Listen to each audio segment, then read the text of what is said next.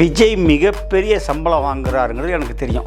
ஆனால் என்ன நம்பருங்கிறது சத்தியமாக எனக்கு தெரியாது.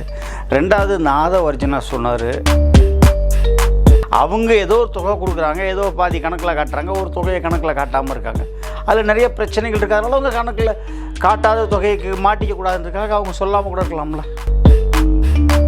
ரிலீஸ் அன்றைக்கி வெள்ளிக்கிழமை சாயங்காலமே அந்த சக்ஸஸ் மீட் வைக்கிற தயாரிப்பாளர்களை பற்றி எனக்கு பார்த்தா பரிதாபமாக தான் இருக்குது. அதுக்கு நான் ரொம்ப கமெண்ட் அடிக்க விரும்பலை. ஆனால் ஆதிக்க ரவிச்சந்திரன் கன்ஃபார்மாக அடுத்த டைரக்டர்ன்றதை உறுதியாக சொல்கிறாங்க.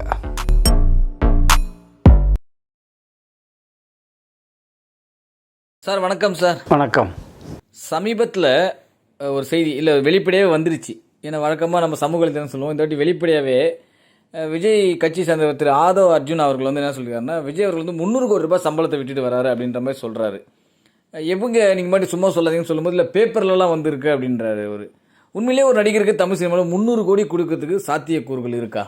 விஜய் மிகப்பெரிய சம்பளம் வாங்குறாருங்கிறது எனக்கு தெரியும். ஆனால் என்ன நம்பருங்கிறது சத்தியமாக எனக்கு தெரியாது. ரெண்டாவது நாத ஒரிஜினா சொன்னார், அதெல்லாம் ரைட்டு. என்னை தயவு செஞ்சு அரசியலில் எழுத்துறாத, சினிமா சம்பந்தமாகவே என்ற கேள்வி கேளு. அதாவது நான் அவரை பற்றி கேட்கல, தமிழ் சினிமா அதுதான் சொல்கிறேன்.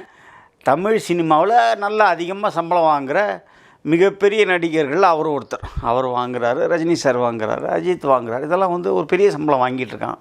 ஆனால் என்ன நம்பருங்கிறது எனக்கு தெரியாது. எதுக்காக கேட்குறேன் சார், ஒரு 300 கோடி ரூபாய்க்கு வந்து ஒரு சாத்தியமா? ஒரு தயாரிப்பாளர் வந்து ஒரு நடிகரை போட்டு 300 கோடி ரூபாய் எத்தனை கோடி ரூபாய் சாத்தியம்தான். அவங்களுடைய கொடுக்குற கெப்பாசிட்டி, படத்தினுடைய வியாபாரம், அதை வச்சு தானே அது ஃபிக்ஸ் ஆகுது. ஏன்னா வந்து 300 கோடி ரூபாய் கொடுக்கும்போது கிட்டத்தட்ட பார்த்தீங்கன்னா அந்த படத்துடைய பட்ஜெட் வந்து ஒரு 400-450 கோடி கிட்ட போயிடும். ஸோ அந்த அளவுக்கு வந்து வசூல்கள் வந்து எந்த படங்களுமே வரலையே. குறிப்பிட்டு ஒரு கைவிட்டு எண்ணிடலாம், ஒரு 5 கோடி தாண்டின படமே ஒரு கைவிட்டு எண்ணிடலாம்.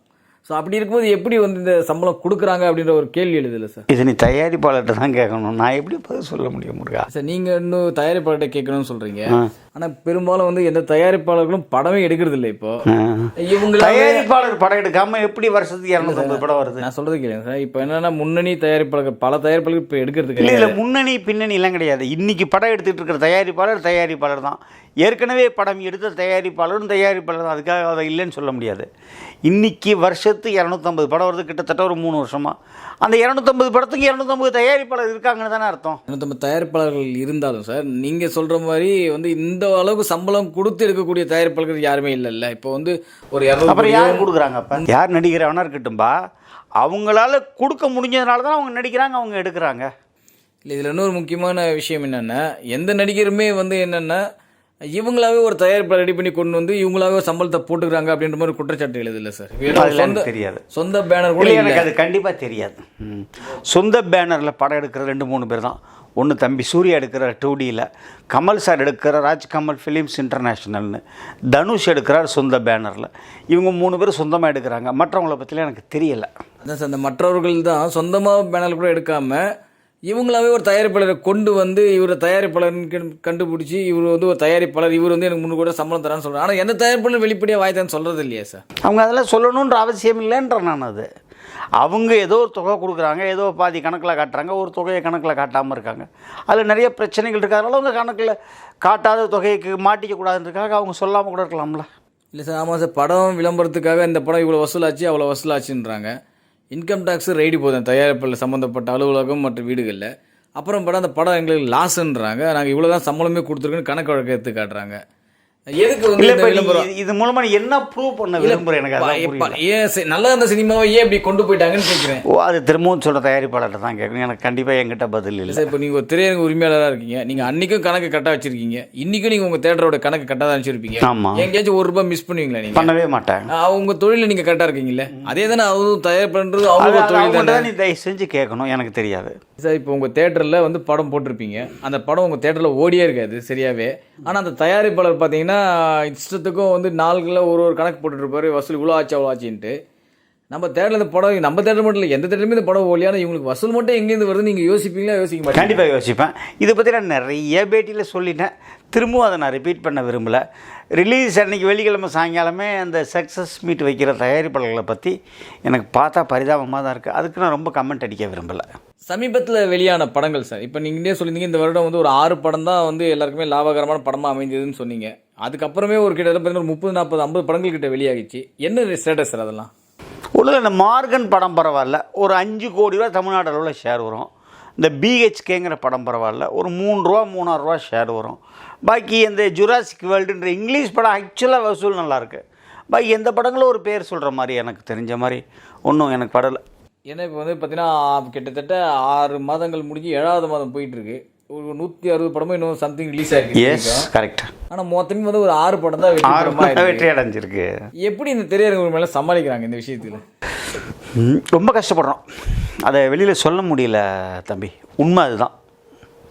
அதாவது எலக்ட்ரிசிட்டி பில்லு கட்டியே ஆகணும், சம்பளம் கொடுத்தே ஆகணும். இது ரெண்டும் வந்து தவிர்க்க முடியாத விஷயம். என்ன மாதிரி லீஸுக்கு நடத்துகிற தியேட்டர் ஓனர்ஸ் வந்து லீஸ் வாடகையும் கொடுத்தாகணும்.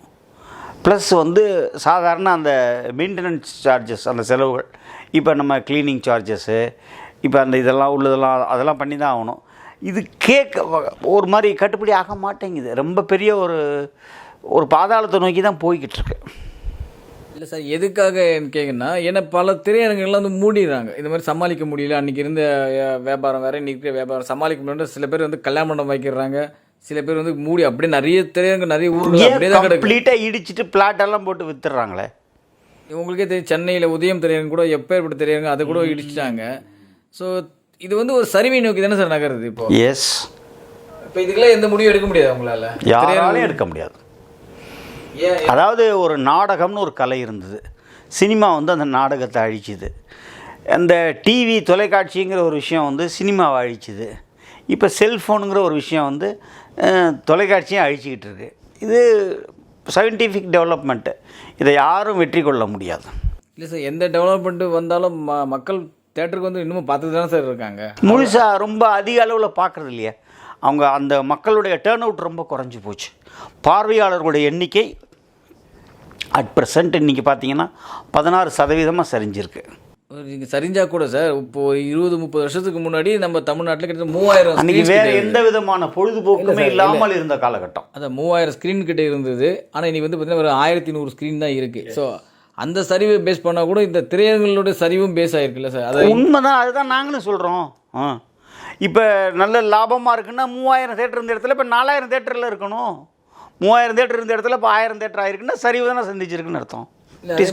மல்டிப்ளெக்ஸ்னால வந்து இந்த சிங்கிள் ஸ்க்ரீன் டபுள் ஸ்க்ரீனுக்கு ஆபத்து இருக்குன்னு நினைக்கிறீங்களா? இல்லை, மல்டிப்ளெக்ஸுங்கிறது ஒரு பெரிய ஊர்களில் மட்டும்தான் இருக்குது. காங்கேயம்ங்கிற ஊரில் மல்டிப்ளெக்ஸ் கிடையாது, மணப்பாறைங்கிற ஊரில் மல்டிப்ளெக்ஸ் கிடையாது. ஸோ அந்த ஊரில் அது எப்படி மல்டிப்ளெக்ஸ் பாதிச்சிருச்சுன்னு நம்ம சொல்ல முடியும்? காங்கேயத்தில் உள்ள ஆடியன்ஸ் பூரா கோயம்புத்தூரில் திருப்பூரில் போய் படம் பார்த்துறாங்களா? மணப்பாறையில் உள்ள ஆடியன்ஸ் பூரா திருச்சியில் வந்து படம் பார்த்துறாங்களா? அதெல்லாம் இல்லை. அந்த ஊரில் உள்ள தியேட்டர்கள் நியாயமாக டெவலப்மெண்ட் ரினோவேஷன் பண்ணப்பட்ட தியேட்டர்கள், அதுக்கு ஒரு நியாயமான ரெவன்யூ வந்துக்கிட்டு தான் இருக்குது.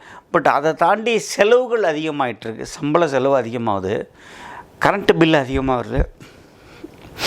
நிறைய பெரிய படங்களினுடைய தயாரிப்பாளர்கள் அல்லது விநியோகஸ்தர்கள் எங்கள்கிட்ட ஒரு 5% 10% கூட வாங்கிடுறாங்க. ஸோ எல்லாமே டோட்டலாக சேர்ந்து ஒரு ஒரு ஒரு ஒரு நஷ்டத்தை நோக்கி போயிட்டுருக்கோம். இப்போது வந்து நான் வந்து ஒரு மல்டிப்ளெக்ஸில் வந்து நான் வந்து ஒரு கால்குலேட் பண்ணேன். அந்த மொத்தம் 4 ஸ்க்ரீன் இருக்குன்னா அந்த 4 ஸ்க்ரீனோட கெப்பாசிட்டி ஒரு 1000 வருது. ஒரு நாளைக்கு அந்த 1000 சீட்டே ஃபுல்லானா கூட ஒரு நாளைக்கே இவ்வளோ தான் கலெக்ட்னு வருது. பட் அவங்க வச்சுக்கிற ஸ்டாஃபுங்களுக்கும் அவங்க வச்சுக்கிற மெயின்டெனன்ஸுக்கும் அவங்க அவ்வளோ ஸ்டாஃபை வச்சு வேலை வாங்குறாங்க. எப்படி சம்பளம் கொடுத்து கட்டுப்படி ரொம்ப கஷ்டப்படுத்தாங்க. இப்போ பிவிஆர் சினிமாலாம் கொஞ்சம் நஷ்டத்தில் தான் ஓடிக்கிட்டு இருக்காங்க. அது அவங்களுடைய வருடாந்திர இதுலேயே கொடுத்துருக்காங்க, அவங்க அக்கௌண்ட்ஸ்லேயே கொடுத்துருக்காங்க, நஷ்டத்தில் தான் போயிட்டுருக்கு. இல்லை சார், இப்படியே போனால் என்ன தான் இதுக்கு ஒரு முடிவுன்னு நினைக்கிறீங்க? ஒன்றுமே முடிவு இல்லை. இதாக மக்களாக கொஞ்சம் திரையரங்கத்துக்கு வர்றதை அதிகரிக்கணும். திருட்டு விசிடி அந்த படம் ரிலீஸ் ஆனது ஏதோ ஒரு 2-3 இது சொல்கிறாங்களே, ஏதோ என்னமோ சேனல் சொல்கிறாங்க, அந்த வெப்சைட்லலாம் வருது. அது கொஞ்சம் மத்திய அரசு மாநில அரசு கொஞ்சம் ஒழிக்கணும். தயாரிப்பு செலவு ஆக்சுவலாக குறையணும். இதெல்லாம் நடந்தால் சினிமா எதுக்காக என்ன சார், இப்போ ஏன்னா நடிகர்களுடைய சம்பளம் ஒரு பக்கம் ஒரு பிரச்சனையா, இதனால் அது இருக்குன்னு நினைக்கிறீங்களா? கண்டிப்பாக இருக்குது. நடிகர்களுடைய சம்பளம் ஒரு பெரிய தொகையை முன்கூட்டியே, இதை நான் பல முறை சொல்லிட்டேன். ஒருத்தருக்கு ஒரு 100 கோடி ரூபா கொடுக்குறாங்கன்னா முன்னாடியே ஒரு வருஷம் முன்னாடி, அதுக்கப்புறம் ஷூட்டிங் ஒரு வருஷம், அதுக்கப்புறம் post production, release date. So கிட்டத்தட்ட ஒரு 2லேருந்து 2.5 வருஷத்துக்கு அந்த தயாரிப்பாளர் அந்த 100 கோடிக்கு வட்டி கட்டுறாரு. அப்போ அவருக்கு அந்த படத்தோட காஸ்ட் வந்து அவர் நினச்சதை விட ஒரு 4 பங்கு கூட வந்துடுது. அவருக்கு இன்னொரு பெரிய ட்ராபேக் என்னென்னு கேட்டிங்கன்னா, சேட்டலைட் வியாபாரமும் அந்த ஓடிடி வியாபாரமும் அவர் எதிர்பார்த்து, எந்த தயாரிப்பாளருக்குமே சொல்கிறேன், அவங்க வருஷத்துக்கே ஒரு 10 படம் 12 படம் தான் அந்த பெரிய கம்பெனி வாங்குறாங்க. இப்போ லேட்டஸ்ட்டாக அமேசானில் ஒரு விளம்பரம் வந்திருக்கு, நீங்கள் பார்த்தீங்கன்னா இவ்வளோ ரூபா கட்டினா உங்களுக்கு ஃப்ரீ பேக், அதில் ஆடு ஃப்ரீக்கு கட்டணுன்னா எக்ஸ்ட்ரா நீங்கள் ப்ரீமியம் சார்ஜஸ் கட்டணும்னு அவங்க போட்டிருக்காங்க. இப்படி ஒன்று ஒன்றா அதில் வர ஆரம்பிக்கும். வரும்பொழுது அதனோட சிரமங்கள் மக்களுக்கு அது தெரியும். அது மக்கள் கண்டிப்பாக புறந்தள்ளிட்டு பழையபடி தியேட்டருக்கு வர ஆரம்பிச்சிருவாங்க. நீங்கள் சொல்கிறது நல்ல செய்தியாக இருந்தால் கூட சார், இப்போ பல சங்கங்கள் செய்தி உண்மையான செய்தியும் கூட அதான் சார், நல்ல உண்மையான செய்தியாக இருந்தாலும் உங்கள் சினிமா துறைக்குன்னு பல சங்கங்கள் இருக்குல்ல, இப்போ அந்த சங்கங்களோட செயல்பாடுகள் எப்படி இருக்குன்னு நினைக்கிறீங்க? ஏன் யோசிக்க மாட்டாங்களா? இப்போ ஒரு சாதாரண மனிதர், இப்போ நான் வந்து ஒரு யூடியூபர், நான் வந்து உங்களை ஒரு கேள்வி கேட்குறேன், என்ன சார் 3000 தேட்டர் இந்த இடத்துல இப்போ ஒரு 1000 தேட்டர் தான் இருக்குது, 2-3 கோடி பேர் பார்த்த தமிழ்நாட்டில் இன்றைக்கி வெறும் 30 லட்சம் 40 லட்சம் தான் படமே பார்க்குறாங்க, இப்படி நான் யோசிக்கிறேன்ல. இப்போ இந்த மாதிரி பல சங்கங்கள் இருக்குல்ல, யோசிச்சு இது ஒன்றுமே பெரிய விஷயங்கள் பண்ண முடியாது.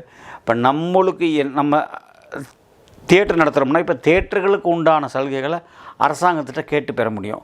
அதே மாதிரி ஒரு தியேட்டருக்கோ ஒரு 4 தியேட்டருக்கோ ஒரு பர்டிகுலராக ஒருத்தர் வந்து பாக்கி வரணும்னு அதை வசூல் பண்ணி தர முடியும். இப்போ தயாரிப்பாளர் சங்கம் இருக்குன்னா அவங்க மானியத்தை கேட்டு அரசாங்கத்துக்கு ஒரு மனு கொடுக்குறாங்க அல்லது அவங்களோட அணுகி பெறுறாங்க.